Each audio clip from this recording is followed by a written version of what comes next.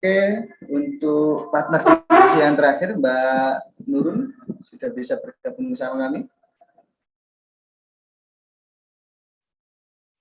Oke, sudah nampil wajah cantiknya. Iya, dengar nggak suaranya? Cek, cek, cek. Oke, sudah Mbak Nurul. Oke. Wah, luar biasa ya. Oke. Ini keren banget nih teman-teman, bisa stay sampai jam 11:30. Aku share screen ya. Oke, jadi ini tidak perlu saya kenalkan Mbak Nurul, kayaknya sudah terkenal. Waduh, ada yang belum kenal kali Mas, silahkan dikenalkan. Oke. Boleh. Jadi Mbak Nurul ini adalah Ketua Umum Pengurus Pusat IPPNU, Ikatan Belajar Putri Mbak ya, yang sekarang berada di Jakarta. Jadi Mbak Nurul ini asli Lamongan Mbak ya? Asli Lamongan, lahir besar di Lamongan sampai SD. Ya, jadi Mbak Nurul asli Lamongan dan saat ini seringnya di Jakarta, dan terakhir Mbak Nurul kemarin studi di UK, bukan Universitas Kediri ya, tapi United Kingdom. Oh iya, ada ya Universitas Kediri, boleh. Ini sudah terlihat belum ya? Sudah Mbak Nurul. Oke, sudah untuk ya? mempersingkat waktu, jadi nanti biar banyak diskusinya, waktu dan tempat saya persilakan Mbak Nurul. Oke, bismillahirrahmanirrahim. Assalamualaikum warahmatullahi wabarakatuh. Waalaikumsalam.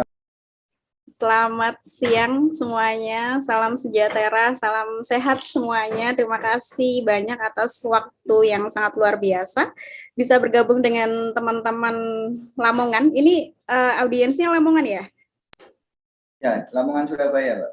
Oh, Lamongan Surabaya, ya. Ini jadi kayaknya berasa kayak mudik gitu ya, pulang kampung. Gitu, karena ya emang saya lahir besar di Lamongan sampai SD, kemudian SMP berpindah sekolah sampai SMA balik lagi ke Lamongan, kemudian S1 ke Jakarta, S2 ke UK gitu. Oke, bismillahirrahmanirrahim. Langsung saja untuk menyingkat waktu karena ini sudah menjelang makan siang ya, kayaknya ini perutnya udah mulai keroncongan teman-teman. Jadi harus agak dicepatkan. Mungkin saya nggak lama, hanya memperkenalkan soal teori karena ini kebetulan literasi digital ini adalah merupakan subjek tesis saya waktu sekolah di UK. Penelitian saya mengenai literasi digital dan how to combat hoax news in Indonesia through digital literacy. Nah, ini kemarin dikasih tema yang keren banget, yaitu literasi digital tanpa batas di ruang virtual. Nah, sepertinya teman-teman sudah paham semuanya ya. Amin. Kayak literasi digital itu sudah mulai booming di tahun era-era 2000. Dari 2019 ini sudah mulai booming karena di Kominfo sendiri itu sudah mulai menggaungkan gerakan literasi digital ini dari 2017, 18, 19 akhirnya 2020 ini booming. Karena apa? Karena kita dihadapkan oleh situasi pandemi COVID-19 yang seluruhnya kegiatan kita laksanakan secara daring. Nah, secara daring, online, internet ini sangat berkaitan erat dengan literasi digital, begitu. Nah, selanjutnya, kenalan dulu ya. Kita kenalan lagi deh. Saya Nurul. Hari ini menjabat sebagai Ketua Umum IPPNU, kuliah S1 di UIN Syarif Hidayatullah Jakarta, jurusan Komunikasi tahun 2010. Ya udah lama ya. S2-nya University of Leicester, United Kingdom 2018 dengan major Global Media and Communication. Kemudian tesis saya soal digital literacy, the combating of hoax news in Indonesia, dan alhamdulillah mendapatkan the best dissertation di University of Leicester 2019. Nah, sudah cukup. Nah, kita mengenal lebih dekat soal literasi digital atau digital literasi dalam bahasa Inggris. Nah, literasi digital itu diartikan sebagai kemampuan untuk memahami dan menggunakan informasi dalam berbagai bentuk dari berbagai sumber yang sangat luas dan diakses melalui piranti komputer. Nah, ini adalah gagasan dari Paul Gilster. Jadi teman-teman harus paham ya, siapa sih penemu digital literasi atau literasi digital. Nah, penemu literasi digital ini adalah Paul Gilster di tahun 1997, di mana pada saat itu memang komputer baru digunakan secara massal dan kemudian terbitlah istilah literasi digital yang kemudian di combine dengan masa demi masa sampai saat ini, kemudian literasi digital bisa lebih berkembang lagi, pengertiannya dari mulai hanya pemahaman mengenai penggunaan komputer dan piranti digital, tapi saat ini sudah bergeser menjadi pemahaman bagaimana absorbing informasi yang ada di internet atau dunia digital. Nah, selanjutnya ini dari Bowden 2001, ini mengungkapkan bahwasanya keterampilan teknis mengakses, merangkai, memahami, dan menyebarluaskan informasi. Nah, ini jadi seiring dengan berjalannya waktu, masa ke masa, literasi digital ini bisa bergeser. Jadi artinya lebih luas lagi dari cuma pemahaman sebagai informasi teknologi digital, devices, dan gawai, dan lain-lain, tapi saat ini sudah mulai berkembang menjadi bagaimana kita bisa memahami dan menggunakan teknis untuk mengakses komputer dan informasinya yang ada di dalamnya begitu. Oke, selanjutnya. Nah, ini kenapa literasi digital? Kenapa literasi digital menjadi sangat penting? Ini saya ambil dari penelitian di Douglas A.G. Bellswede di 2011. Satu, culture atau kultural, yaitu pemahaman ragam konteks pengguna dunia digital. Nah, pasti teman-teman ini dari kegunaan informasi digital, literasi digital, dan gawai, devices, dan lain-lain, tentu ini akan membuat salah satu culture atau kebiasaan baru yang bisa kita bangun melalui kebiasaan kita menggunakan digital gitu. Jadi yang tadinya bangun tidur, mungkin kita lihat bangun tidur langsung ambil wudhu dan lain-lain, tapi sekarang kita bangun tidur nyarinya HP, bener nggak? Nyarinya HP, terus lihat alarm gitu ya, lihat jam gitu. Dan ini menjadi kebiasaan baru yang memang kita secara tidak sadar itu sehari-hari itu melaksanakan seperti itu gitu. Kemudian kedua, kognitif, yaitu daya pikir dalam menilai konten, konstruktif, reka cipta sesuatu yang ahli dan aktual, komunikatif, memahami kinerja jaring dan komunikasi di dunia digital, kemudian kepercayaan diri yang bertanggung jawab, kreatif, kritis, bertanggung jawab. Nah, ini semuanya itu adalah piranti dari literasi digital. Jadi kalau secara gampangnya itu how to be critical gitu. Jadi bagaimana kita bisa lebih kritis menanggapi informasi atau segala macam sumber yang kita dapatkan dari internet, yaitu being critical, being responsibility, kemudian trusted atau tidak gitu berita tersebut. Nah, selanjutnya,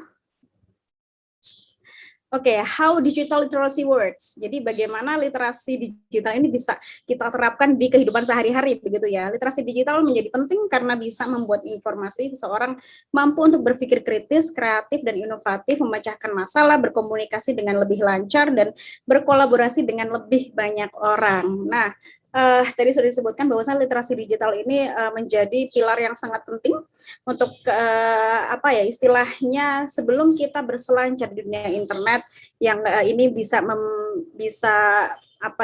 mempengaruhi kita secara psikis maupun secara fisik. Nah, itu harus dibarengi dengan pengertian soal literasi digital, di mana kita harus kritis, kreatif, dan inovatif untuk bisa menggunakan informasi yang kita dapat ini di dunia internet ini bisa kita bergunakan secara berfaedah atau secara dengan apa yang kita bisa laksanakan di kehidupan sehari-hari begitu. Nah, kemudian jadi bagaimana, kenapa literasi digital ini penting untuk kehidupan sehari-hari, untuk baik di dunia pekerjaan, di dunia pendidikan, dunia ekonomi, maupun di dunia-dunia yang lainnya. Ini sangat penting karena pertama itu soal fleksibilitas atau flexibility waktu. Jadi ketika kita menggunakan internet yang sudah ada di genggaman teman-teman semuanya, ini pertama akan menghemat waktu teman-teman. Jadi kalau misalnya di dunia pendidikan mungkin kita akan lebih banyak keeping up with internet karena untuk misalnya teman-teman yang masih sekolah atau misalnya teman-teman yang mahasiswa mencari informasi, misalnya mencari jurnal, kemudian mencari referensi buku, dan itu semuanya itu sudah berbentuk e-book gitu.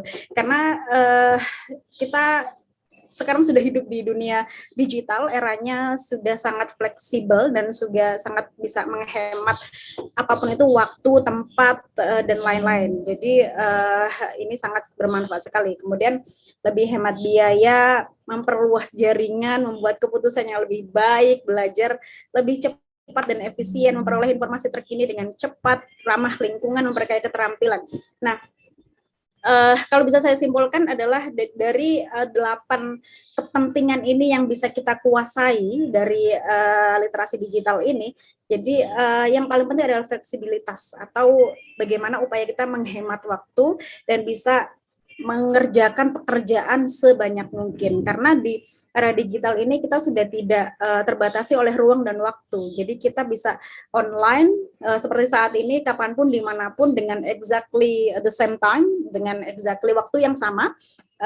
Di teman-teman di daerah Jawa Timur, misal saya di Jakarta hari ini bisa sama-sama saling bertatap muka dan juga saling sharing pengetahuan di tepat waktu, dari ini jam segini, di teman-teman juga jam segini gitu. Jadi real time dan sangat menghemat waktu.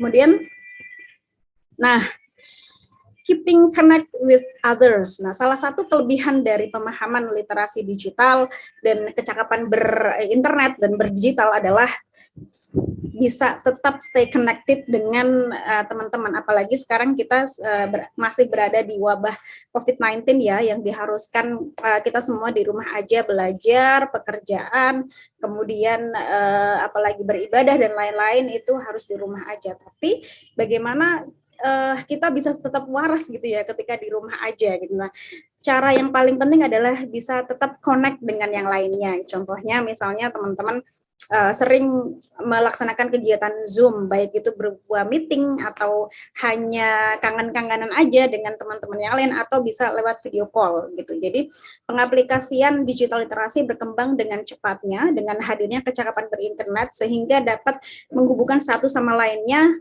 tanpa batas ruang dan waktu, baik berkegiatan sosial, pendidikan maupun ekonomi gitu. Jadi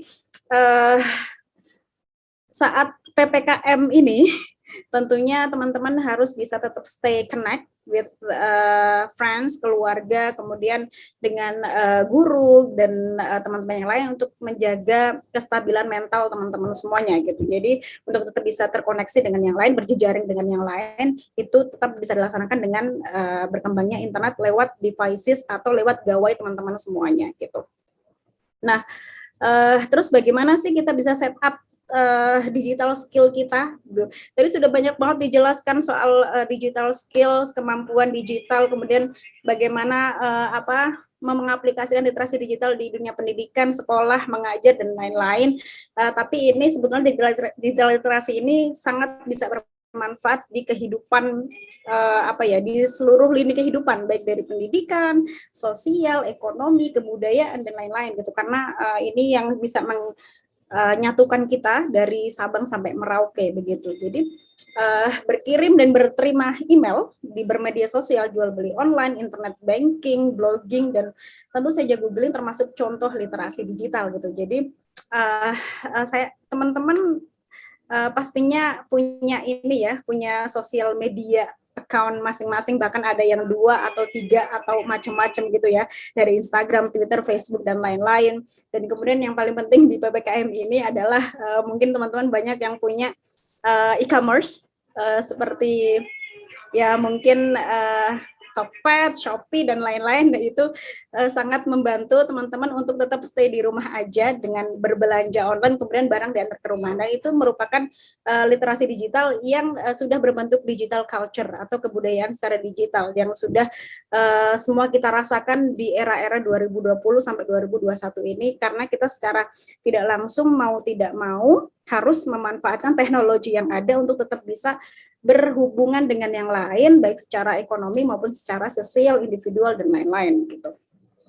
Nah, connecting digital literacy in everyday life. Nah, tadi sudah saya jelaskan bagaimana kiranya kita tetap bisa terkoneksi dengan yang lainnya, baik secara individual, secara komunal maupun secara sosial dan lain-lain gitu. Nah, pertama adalah literasi digital di dunia pendidikan. Jadi tadi yang dijelaskan di pemateri sebelum saya, yang di ruang guru. Terima kasih banyak Mas atas materinya, dan ini bagaimana membuat study, membuat belajar itu fun gitu. Jadi tadi diawali dengan games, kemudian harus ada kuis-kuis dan lain-lain. Nah, ini yang membuat kebermanfaatan literasi digital atau devices dan gawai ini sangat ditentukan oleh penggunanya gitu. Apalagi soal guru, dosen dan lain-lain itu harus memiliki keterampilan yang sangat luar biasa, harus inovatif, kemudian kreatif, dan juga bisa bisa menciptakan lingkungan yang kreatif gitu. Jadi di dalam pendidikan, literasi digital dunia pendidikan itu adalah penyediaan kelas virtual sehingga siswa dapat belajar kapan saja dan di mana saja. Yang ini sudah dirasakan teman-teman semuanya ya, dari TK, dari SD sampai dengan perkuliahan, sampai dengan S3 dan lain-lain. Kemudian berkomunikasi antar warga sekolah menggunakan teknologi digital, email dan lain-lain. Kemudian pengarsipan digital. Nah, ini menjadi penting pengarsipan digital gitu, karena banyak sekali data-data yang di sekolah-sekolahan mungkin di era-era pendaftaran siswa baru ini, kemudian untuk bisa mengumpulkan dokumen-dokumen agar menjadi satu data. Nah, ini penting sekali untuk didigitalkan begitu, karena ini akan menjadi lifestyle kita, budaya digital kita yang akhirnya akan bisa mempermudah dan mempercepat pekerjaan begitu. Nah, kemudian wabah COVID-19 membuat pendidikan di Indonesia semakin memaksimalkan distance learning. Nah, kalau sebenarnya istilah di luar negeri itu distance learning atau pendidikan jarak jauh, ini pembelajaran jarak jauh, ini sudah dilaksanakan dari era-era tahun 2010-an itu sudah mulai dilaksanakan gitu. Tapi memang karena belum ada di Indonesia sendiri, belum ada waktu yang mengharuskan kita belajar jarak jauh. Jadi di Indonesia distance learning ini menjadi hal yang belum begitu familiar di era-era sebelum COVID ini. Nah, setelah COVID ini ternyata distance learning ini menjadi kewajiban yang harus dilaksanakan oleh teman-teman baik di sekolah, kampus maupun di pendidikan formal non formal yang lain gitu. Jadi memang sudah mau tidak mau kita harus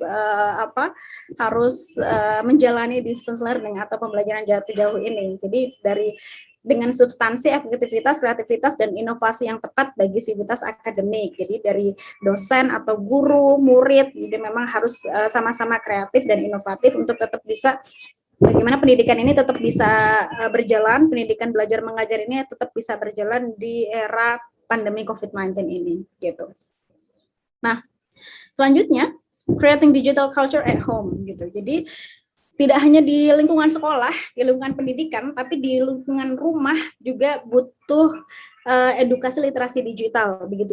Jadi bagaimana kita membuat dokumentasi keluarga atau foto dan video, misalnya kalau di hari-hari momen spesial itu ada dokumentasi video maupun foto dan lain-lain, kemudian browsing internet baik sebagai referensi sekolah maupun referensi pekerjaan maupun referensi bisnis yang bisa dilaksanakan keluarga di rumah. Kemudian untuk leisure time misalnya untuk nonton film, untuk melihat tutorial di internet dan lain-lain gitu. Jadi literasi digital ini sangat bisa dipergunakan di rumah, dan ini masuk di digital culture atau kebudayaan digital begitu. Nah, selanjutnya adalah building social club gitu. Jadi literasi digital juga harus bisa dilaksanakan di kehidupan bermasyarakat sehari-hari gitu. Jadi untuk bisa terkoneksi dengan yang satu dengan yang lainnya. Jadi tetap bermedia sosial untuk meningkatkan usaha dan kewirausahaan, kemudian menggalakkan dana sosial atau misalnya kegiatan meeting di dalam satu rumah atau dengan rumah yang lain, misalnya kegiatan RT misalnya ini bapak-bapak ini harus bisa menggunakan teknologi digital ini untuk bisa tetap bisa meeting antar RT atau antar RW dan kerja bakti dan lain-lain, kerja bakti nggak bisa ya online ya, kerja bakti harus dilaksanakan secara fisik gitu. Dan kemudian menggunakan petisi daring online dan kontrol sosial, kemudian mencari pekerjaan. Nah ini salah satu bentuk literasi digital yang bisa diterapkan di kehidupan bermasyarakat gitu. Jadi tidak hanya di kehidupan lingkungan pendidikan di sekolah atau di kampus, tapi juga literasi digital ini sangat penting bisa bergerak di rumah dan juga masyarakat dan sosial begitu. Nah, kecakapan digital di masa pandemi ini penting bagi masyarakat untuk memiliki kecakapan literasi digital. Terlebih di masa-masa seperti ini, hampir semua kegiatan dialihkan secara daring, hampir semua kalangan masyarakat menggunakan media digital untuk melanjutkan kehidupan. Nah, ini bukti dari apa ya? Jadi masyarakat Indonesia sebetulnya sudah sangat cakap digital sekali gitu. Jadi masing-masing sampai misalnya kita tahu aja nih anak-anak kecil yang let's say mereka usia satu tahun aja itu sudah mahir gitu menggunakan digital. Jadi kayak misalnya dilihatkan YouTube oleh orang tuanya, kemudian mereka secara tidak langsung mengambil dan tap icon-icon yang ada di HP gitu. Jadi itu salah satu bentuk dari kecakapan digital. Jadi sangat mudah dipelajari sekali kalau misalnya ingin cakap digital gitu. Dan itu time by time kan, karena habit kita setiap hari menggunakan digital, akhirnya lama-kelamaan dari kecil sampai besar sampai orang tua itu cakap sekali dengan digital gitu. Tapi sayangnya internet semakin dipenuhi konten berbau berita bohong, ujaran kebencian, dan radikalisme, bahkan praktik-praktik penipuan. Keberadaan konten negatif yang merusak stigma dunia maya saat ini hanya bisa ditangkal dengan membangun kesadaran dari tiap-tiap individu, begitu. Karena informasi yang sangat banyak di internet yang kita tidak bisa menstop informasi itu, jadi memang harus dari kita sendiri, bagaimana kita bisa lebih kritis dan lebih skeptis dengan berita-berita yang ada di internet, karena saat ini ternyata semua orang itu bisa jadi jurnalis gitu. Jadi jurnalis kan memproduksi berita gitu, dan kita misalnya secara tidak langsung misalnya kita update story WhatsApp atau story Instagram, atau sekarang lagi ngetrend tuh reels di Instagram gitu, itu salah satu bentuk reportase gitu, salah satu bentuk karena kita mereportkan suatu kejadian atau suatu bentuk peristiwa yang akhirnya bisa di-share dan bisa dilihat oleh banyak orang gitu. Tapi lagi-lagi kita tidak bisa mengkontrol apakah itu betul ataukah salah gitu. Dan di Indonesia sendiri di era-era tahun 2017-an itu ternyata di Kominfo sendiri itu sudah memblok, di antaranya di penelitian saya di tahun 2018 ternyata yang sudah diblok itu ribuan situs hoax dan situs-situs yang mengandung mengandung kegiatan asusila begitu. Dan ini sangat banyak sekali, dan bahayanya ini tidak bisa di stop secara secara individual gitu. Jadi semuanya bisa mengakses ini. Jadi teman-teman harus bisa paham, baik teman-teman yang masih sekolah maupun orang tua harus bisa lebih memahami lagi bagaimana tingkah laku keluarga dalam menyikapi digital devices ini. Nah, dengan memiliki kecakapan literasi digital, masyarakat dapat memproses berbagai informasi, memahami pesan, dan berkomunikasi efektif dengan orang lain dalam berbagai bentuk. Begitu. Nah, terakhir, berkembang pesatnya dunia teknologi informasi harus dibarengi dengan kecakapan digital oleh masyarakat agar tercipta masyarakat yang ramah digital, yang saling mengayomi. Yuk jadi masyarakat cakap digital yang peduli sesama. Nah, karena belakangan ini sangat banyak sekali masif informasi yang ada di internet, jadi mau tidak mau kita harus saling mengingatkan satu sama lain ketika misalnya ada teman-teman yang menyebarkan berita-berita yang mungkin tidak benar, jadi harus disikapi dengan benar gitu. Jadi biasanya nih yang paling banyak di-share itu di WhatsApp grup keluarga. Nah, itu banyak banget informasi-informasi yang setengah-setengah yang akhirnya dan anehnya ini dipercaya oleh banyak orang begitu. Jadi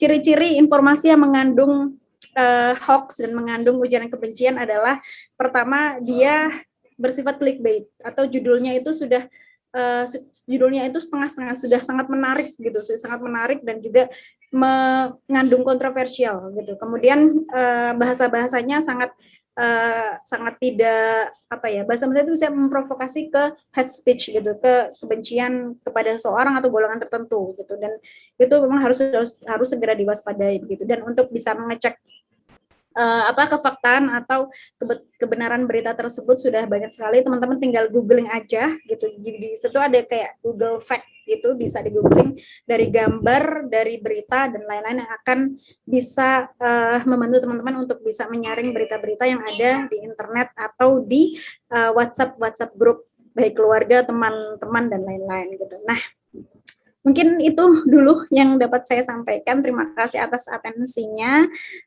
Sampai jumpa kembali di lain kesempatan. Ini mungkin teman-teman kalau misalnya mau lebih lanjut bertanya-tanya atau berdiskusi bisa menghubungi saya lewat email nurul@gmail.com. Kemudian ini nomor WhatsApp saya dan Instagram gitu. Jadi terima kasih. Itu saja mungkin yang dapat saya sampaikan. Terima kasih Mas Alfa dan teman-teman yang lain. Nanti kita sambung di sesi diskusi dan nanti bisa keeping up dengan teman-teman semuanya. Thank you so much. Wassalamualaikum warahmatullahi wabarakatuh. Waalaikumsalam warahmatullahi wabarakatuh. Baik, terima kasih Mbak Nurul. Tadi saya sampaikan itu kalau luar negeri udah 2010 Mbak Nurul ya. Di sini baru rame-rame sekarang. Terima kasih atas pemaparannya.